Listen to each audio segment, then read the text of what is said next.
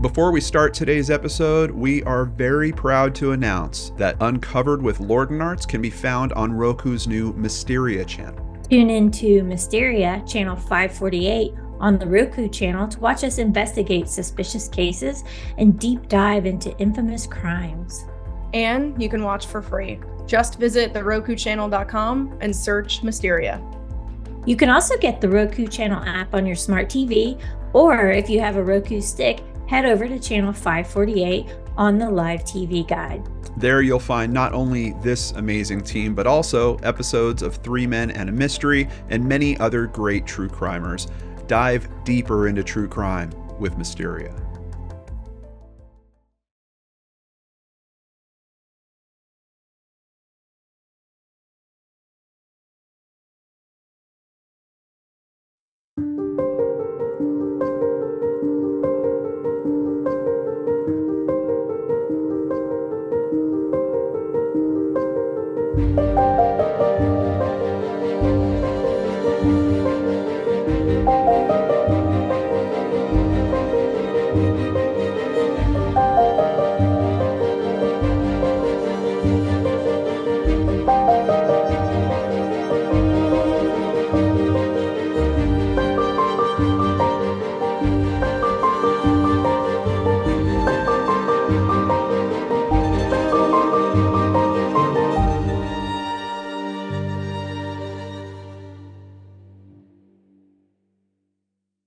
I'm John Lorden, and I've been looking into mysterious occurrences since 2015. Joining me today are some friends from Uncovered.com. I'm Rachel Roslett, a forensic psychologist and head of case research and data at Uncovered. I'm Andrea Cipriano. I'm also a forensic psychologist, and I'm a content specialist at Uncovered. Welcome back to LordanArts Uncovered. And today, we're looking into the mysterious unsolved homicide of Karen Bodine. According to state and federal statistics, between the years of 1980 and 2019, there were more than 10,000 homicides throughout Washington state. Of those homicides, roughly 7,500 were solved, meaning somewhere around 3,000 unsolved homicide cases are sitting in filing cabinets throughout the state. Karen was a longtime resident of Olympia, Washington, located just south of the Puget Sound, and her case is one of those over 3,000 unsolved cases. As the state capital of Washington and the largest city in Thurston County, Olympia has a wide array of public parks and nature conservation areas. The community is home to over 45,000 people, including 10,672 families. For one of those families, the year 2007 would be off to a tragic and difficult start. It was January 23, 2007, when Karen's nude body was discovered at the entrance of a gravel pit in nearby Rochester, Washington. An autopsy determined that she was strangled, but she had not been sexually assaulted. Sheriff's detectives would be able to find out where Karen was the night that she died, but then discovered that everyone at that location was unreliable, and some were unwilling to talk. For nearly 2 decades now, Karen's family has been forced to take on an advocacy role, pushing for answers to their mother's untimely death. Her daughter frequently comes to CrimeCon, trying to raise exposure to her mother's case, and I'm happy that I finally got the perfect team here to do it. Rachel, Andrea, what do we know about Karen, and how does this all come together? Karen Bodine was a 37-year-old mother of 3. She was born on March 11th, 1969. She was loving, a fashionista, and she was described as creative. Her creative side really shone brightly, considering Karen was known by a signature streak of pink that she kept in her blonde pixie cut. Her children, Carly, Taylor, and Tanner, remember that their mom would leave them secret notes in their school notebooks as a way to let them know how she was thinking of them.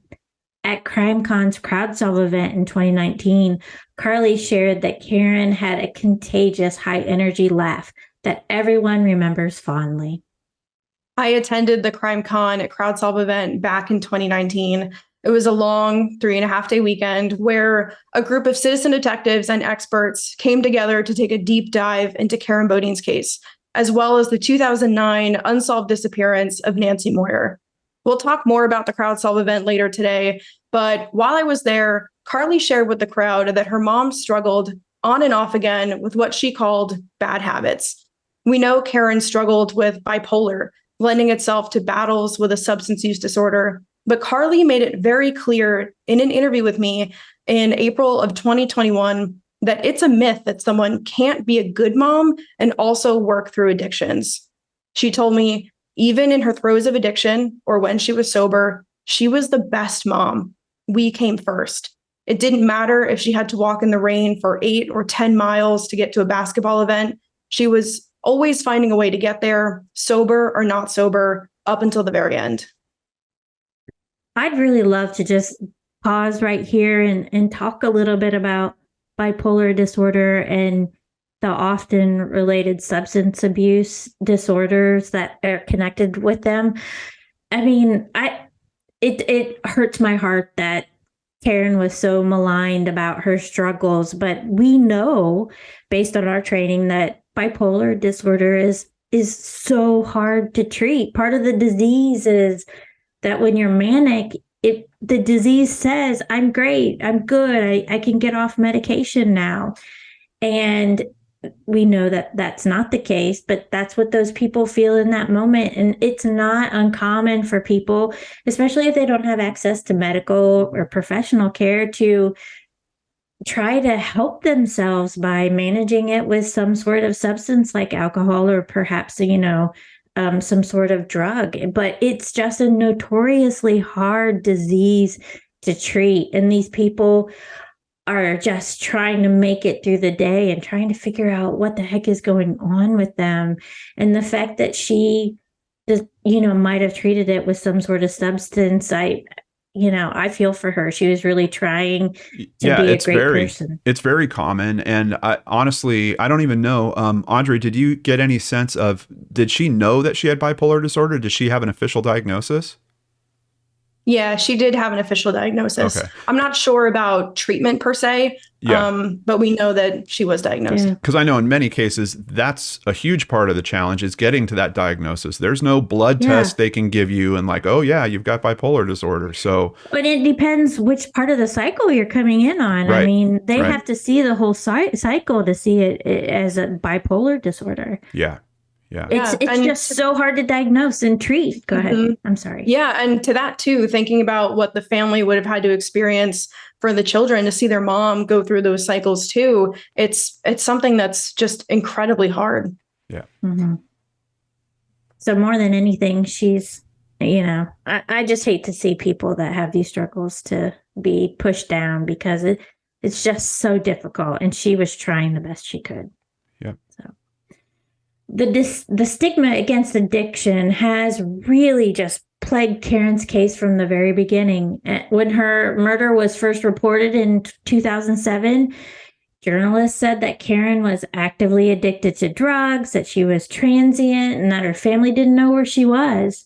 We know now, thanks to more diligent reporting and the family's advocacy efforts, that these statements really couldn't be further from the truth. Carly has shared with Uncovered that they felt Karen was sober up until the weekend of her murder. Carly also shared that her mom wasn't experiencing homelessness, that she was living with her kids and her parents up until she moved out to live with her boyfriend, Kevin Hastings. The family knew where she was up until 48 hours before her death. And this brings us to Friday, January 19th of 2007. Sometime during that evening, Karen and her boyfriend at the time got into a heated altercation at his house. Things between them started to get physical, and the local police were called. It's unclear who called in the disturbance, but after the officers surveyed the situation, they determined that it was best for Karen to vacate Kevin's house because he was the primary resident. She was served an order of protection against her and was told that she had to find somewhere else to stay. Now, this sounds like there must have been some long-term ongoing issues. And if we are talking about substance abuse issues, bipolar disorder, we've got a lot of things that probably made that relationship pretty rocky in some places. And who knows what's happening on his side of that coin as well. But it sounds like this is more of an ongoing issue, because I don't think you can just acquire an order of protection like on a moment's notice. I actually looked into this a little more. And at least currently, you do have to have a judge authorize those types of orders, even for temporary protection orders, which you can get the same day. It still has to be authorized by a judge. So if Kevin was the one to have that issued against her, like it sounds like in this case, there's probably some longer term issues going on in their relationship around all this. I agree completely. And I shared with the team earlier, I have my own personal experience with this. And yes, you do have to go in front of a judge and request that order. And in my experience, and I'm not in the same state as Karen, but it did require some, history to it. It couldn't, I didn't get the impression anyway that it was like I had this one-off experience and this is my reaction to it. I need this protective order. It was more of a discussion. She needed to hear certain things in order to approve it. And it wasn't a process that, they took lightly and just issued a temporary order. Yeah. I mean, I know that you might have an officer show up and say, yeah, you guys need to separate for the night, and, Right. might even offer to drive the other person to another place or a hotel or something like that. But yeah, if there was a real order of protection, something else is going on here. And of course, I'm really sorry, Rachel, that you had to face that type of situation. And I hope that none of you out there ever has to, but do know that depending on where you live, there's actually several types of protection orders that could be available, and you don't have to have a lawyer to get one. It's literally just filling out some forms, submitting them to the court, and then having it heard, like we're talking about in Rachel's instance here. Some of the different types are anti-harassment protection orders, stalking protection orders, domestic violence protection orders, sexual assault protection orders, and extreme risk protection orders, which is a type of temporary order if you're facing a particular risk of being harmed by someone with a firearm. So check in your state. There might be several kind of variations on this, but just know that, for different situations, if you need help, you can do it, and you can do it on your own. You don't have to pay some attorney or something like that. Yes, I did mine on my own, and I will tell you that the judge was very compassionate. And so it was a good experience for me. And I would encourage anyone who needs that type of protection that they seek this resource. Yeah, absolutely. I mean, ultimately, it could be something that helps both parties. I know it's a weird way to think about it because it seems like it's really slanted against one person, but sometimes you do need distance and space around these things. So, so what do we know about this instance here, Rachel, with the investigation? Yeah. What are some of the harder facts we could lean on? Yeah, well, we know for certain that at some point overnight on Friday or possibly early Sunday, Karen walks roughly 10 minutes to a mutual friend's house who happens to be the bandmate of her boyfriend. The friend's name is Jim Hunt, and his home was a known hangout spot for people to use drugs. Karen's toxicology report would later indicate that she was doing some drugs that weekend, at some point during the weekend anyway. Witnesses also placed Karen at Jim's house throughout the entire weekend. So on Saturday, January 20th, Karen reportedly gets into an argument with someone at the house, and she was asked to leave. This is around 9 to 10 p.m., where witnesses indicate that someone at the house took Karen in their car and drove her decently far out, and then dropped her off somewhere and told her not to come back to the house. The weather in that evening was in the 40s, and Karen didn't have a coat with her. So when a resident saw her walking along Sleater Kinney Road without the proper clothing, they called in for a wellness check. What type of treatment is this from people that are supposedly friends of yours? They don't like you, so they drive you out somewhere and drop you off and say, don't come back. And it's interesting to hear because of her daughter's account of how my mom would walk in the rain to get to our basketball games. It sounds like Karen, and it sounds like in this instance, literally did, like just walked back and went right back to the same place. But what type of people disgusting. are these? Yeah. And people shouldn't do it to animals, and they do it to animals, Right. let alone a person. Yeah. Yeah, absolutely. Right. When the police arrive, after that witness calls in Karen's behavior, they speak to her, and she tells them that she's fine and that she's on her way home to Rochester. The responding officer says he attempted to make a call to the Bodine residence where her kids would be, but no one answered. Carly is adamant that they didn't answer because they simply missed the call, and it was just poor timing. Unfortunately, the officer doesn't probe further, and the reports don't indicate that they tried to offer her any assistance, so they just leave her walking down the road alone.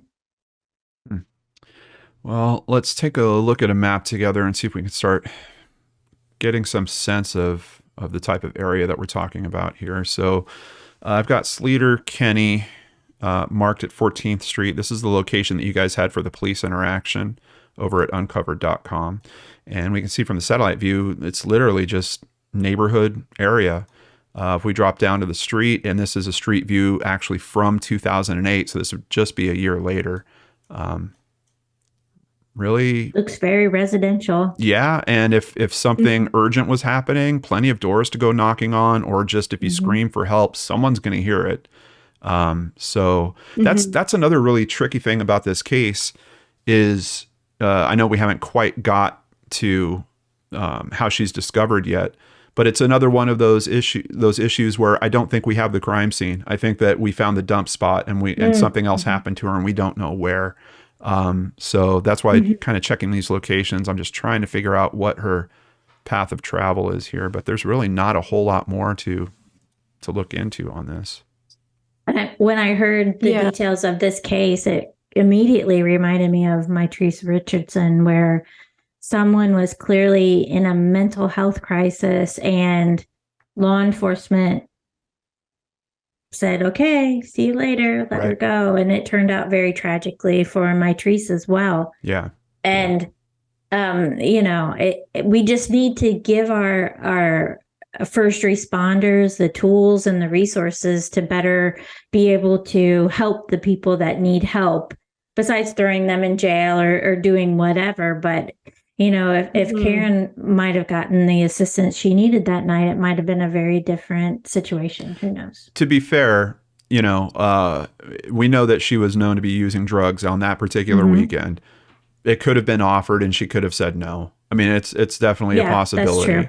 That's true. But I mean, that's one of those things where you just wish we had better kind of protocols for interactions like that could maybe elicit different types of responses. Like, we've got some, we'd rather take you and have you safe somewhere. We've got these kind of halfway houses or these shelters we could take you to, or anything, just some type of try to offer them help, get them in the right spot. But I know that, if you're in a mindset like that, you're probably thinking, I don't want to go in the back of that car. I don't care what he says. I don't care where he says he wants to take me, because I know most people don't want the police rolling up on them. Yeah. Even if you're scary. Even if you're not messed up, but if you are using drugs, knowing you're doing something illegal, it's a whole different level. So absolutely. So what happens? Yeah. And I think, go ahead, Andrea. Well, one thing I just wanted to quickly add too, we know that she didn't, or reports say that she didn't have a cell phone with her at the time. So there was a lot of online conversation about why didn't she call her family to come pick her up or something to that effect. And the answer is simply, we don't think she had a cell phone. Okay. Gotcha. What happens next? Point. Well, we know that at some point, Karen does make it back to Jim Hunt's house because other people there say they see her on Sunday. Truthfully, we know Jim's house is more of a revolving door of people, and police have had a difficult time piecing together what witnesses say, mainly because their judgment and their perceptions might have been impaired by substances. Karen is last seen alive at this house around 3 a.m. on Monday, but after that, no one sees her until she's found deceased. At 8:45 a.m. that Monday morning, a driver passing a gravel pit in Rochester, Washington on Little Rock Road called 911 saying they believed they saw a mannequin among discarded trash, but they wanted to be sure. Unfortunately, it wasn't a mannequin. The driver saw Karen's nude body left just 15 to 20 feet off of the roadway. Her body was in what the crime scene report called a supine position, where she was lying flat on her back with her arms resting straight at her side. Her head was resting on an old car seat. When police arrived, they noted that she had something still hanging around her neck and had several small bruises and cuts on her body. There were no signs of sexual assault, and none of her personal belongings were ever found. Yeah. It didn't occur to me until we were just going over it now that time frame is so tight. She's last seen at 3 a.m. and her body's discovered 5 hours later. Mm-hmm. Almost 6 hours later. That's a really tight time frame. Yeah. This is a map. I believe this is the area, the gravel pit, where she was found. Yeah, we can see they've got little mounds of it here. And it's just fairly deserted back down that way, it appears. Yeah, not a whole lot to the north of here. And what's interesting is earlier she said she was trying to head back to her home in Rochester. Mm-hmm. It is kind of in that direction, but almost at kind of the town limits. Like, the houses all start right here, but right before the houses is where this pit is, where she's found. It makes you think they might have been driving her back home, but something happened along the way. Possibly. And why is she not in her clothing? And how is she, the way that she's found, like with her head? I know we've heard these things in terms of fictional crime dramas and stuff like that about, body positioning and all that. Do you guys have any thoughts on the body positioning here and what it means? Well, at first thought, I was thinking, well, they placed her head on a car seat. Is that some indication possibly of remorse to take that care to put her head there? Yeah. It's pretty much the same thing. I'm wondering. Yeah, but I get thrown off on, like, if you lay her like that, like almost like it's some type of burial, or you're having respect for the fact that she is now dead. Why is she nude, and why is there no type of covering on her? Or are you hoping that she'll be found soon, and that's part of the care that you think you're putting into this? I don't know. Andrea? Yeah, I definitely lean more into that perspective. I think, and looking at the map too, if the goal is to hide her and hide evidence and have her not be found, there are many different locations, even in that gravel pit alone, where someone could have placed her body. Right. And it could have maybe not been found for a long time. Even just across the street from the gravel pit, there's another little inlet where you can maybe park your car and then, dispose of a body there, and no one would find it. Oh, and look how thick this is. That gravel pit. Yeah. This brush is crazy thick. You got a river back here. I mean, to hide her, that's definitely not what they're going for. Yeah. Well, and I wonder with, going back to her naked body, and we know there were no signs of sexual assault.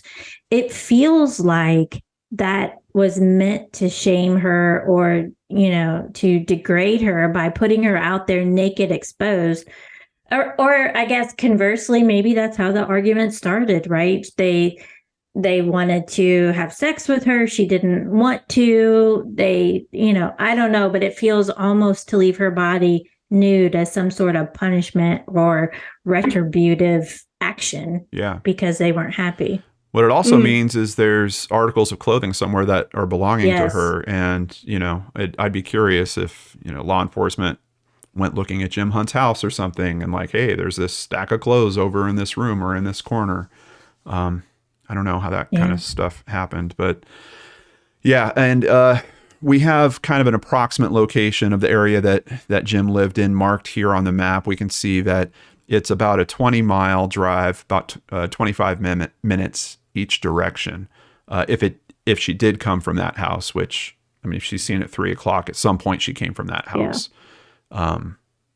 So, yeah, and it's weird because we already talked about one instance where there was someone at the party, we don't know who, but someone at his house that got upset with her and tried to drive her away somewhere and drop her off so that she wouldn't come back. She did come back. Looks like it's almost that same type of pattern, like she's been driven away from the area again. Exactly. And dropped and they off. made sure that she didn't come back this time. Yeah. So what happened in the days following the discovery of her body? Well, one of the main snags in Karen's case is the fact that the original lead detective who started working on the investigation was about to retire. Of course, in 2007, no one would have known that answers in Karen's case would prove to be difficult to find. But the police department has come under some scrutiny for not passing along a complicated case over to a detective who would have stayed with the force longer. We also know that the scene wasn't properly processed, and only a few photos were taken there. This, coupled with the fact that, again, the original reporting of Karen's case depicted her life situation pretty unfairly and leaning heavily into a victim blaming perspective, Karen's family firmly believes that because of the language that was used, it's possible the police and locals alike really quickly forgot about the case and maybe even wrote Karen off as someone who didn't matter. And of course, we know this is just wrong. Yeah, and unfortunately, this is something that I still fight on practically a weekly basis with just about every video that we post here. There's this inclination that some people have the right to label others so that you don't have to care as much about them. But even if you do that, aren't you also blaming their entire family for whoever they are or whatever they're doing that has offended you in this way? Like, because the families are the ones that are struggling with the pain and the unanswered questions. Like, we forget about that ripple effect that happens around tragedies like this. But I think that people find it more comfortable for themselves to be able to write off others, particularly people with substance abuse issues. And I just know that if it was someone in their family, I know for a fact they'd feel exactly like Karen's family and be trying to get help from every which place they could get it. It's just, it's really, really tough. I see it over and over. And we know there's generational trauma. So, as you mentioned, it's not, Karen is passed along, but left in the wake of what happened to her are her children and their children. And this family is, this tragedy has become the center of their life. Right. And not to mention that there's still a killer out there. And while we want to say, oh, he targeted a high-risk individual or whatever people want to say to make it feel like it can't touch them, it could, because maybe the next person isn't a high-risk individual. It is, an upstanding citizen. You don't know that. There is still a killer on the street. Well, and look at the stats for substance abuse issues. If you have more than 10 people in your life, there's a very good chance that someone in that group has a substance abuse issue, if you know it or not. And just imagine all of a sudden one of the 10 people that are closest to you disappearing or winding up murdered. And all of a sudden, maybe that'll get you a little closer to the mindset that these families are dealing with. Is there any helpful information? And honestly, about the scene, I'm not completely surprised that they only took some photos of it, because I think they probably hit the same conclusion that I did. This is a dump site. She was literally driven up to this spot. She was moved out, placed in that place. Person got in their truck and took off. Helpful info, I would think, might be, for them to get pictures of any tire tracks and things like that. Maybe check the area just to see if there's anything else sticking out that doesn't belong in a gravel pit like that. That's obvious, obviously related to the case. But is there any helpful information found around this? Yeah, there is one piece. Thankfully, some people in the area remember seeing a suspicious vehicle. One local woman called police to say she saw a brown, early 1980s Datsun with a light colored camper shell. She said the vehicle was parked near the entrance to the gravel pit, and she actually thought that the car was abandoned, but it was gone by the time Karen's body was discovered nearly an hour later. So this is the part in the timeline where detectives are stuck. and they've been actively looking for the public's help to generate new leads. And thanks to CrimeCon in 2019, Karen's case was finally put on a national stage. Like I said earlier, I attended the 3.5-day weekend where I listened to and worked alongside some experts in the field. They had experts for crime scene reconstruction, profiling, statement analysis, and even strangulation to help generate new leads for both Karen and Nancy's cases. And CrowdSolve participants didn't need any professional credentials to be in attendance, but everyone did have to sign a non-disclosure agreement, of course, to respect the victims' families and preserve the integrity of the investigations. And all copy documents and evidence that we saw, it was carefully numbered, it had to go back to CrimeCon staff, and it was shredded when the event was over. So I can't get into any specifics, but all in all, for Karen's case, I think we really did help steer the investigation in the right direction. And of course, remind the police department that Karen's case is worth fighting for. Yeah, absolutely. So where does the case stand today officially or publicly? So we know DNA was recently tested from the ligature that was found, and they were able to identify 4 contributors. But the last I heard, the technology just isn't really there yet to untangle these profiles. But we do know that there's male DNA. So that's really the latest we know with that lead. And we're unclear on what the ligature is or the type of item that it is. Right. At least publicly. Mm-hmm. Yeah. Okay. Mm-hmm. Yeah.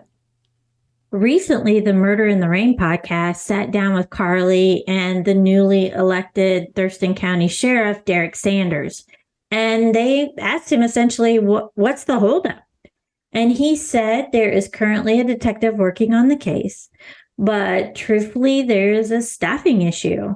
Sanders said, quote, "We lost double-digit deputies last year, and there are detectives that promoted out of being detectives, and these positions weren't filled. It's a tough one for me to sit down and talk with people about and say the reason your cold case isn't getting the attention it deserves is because the Thurston County Sheriff's Office doesn't have enough employees."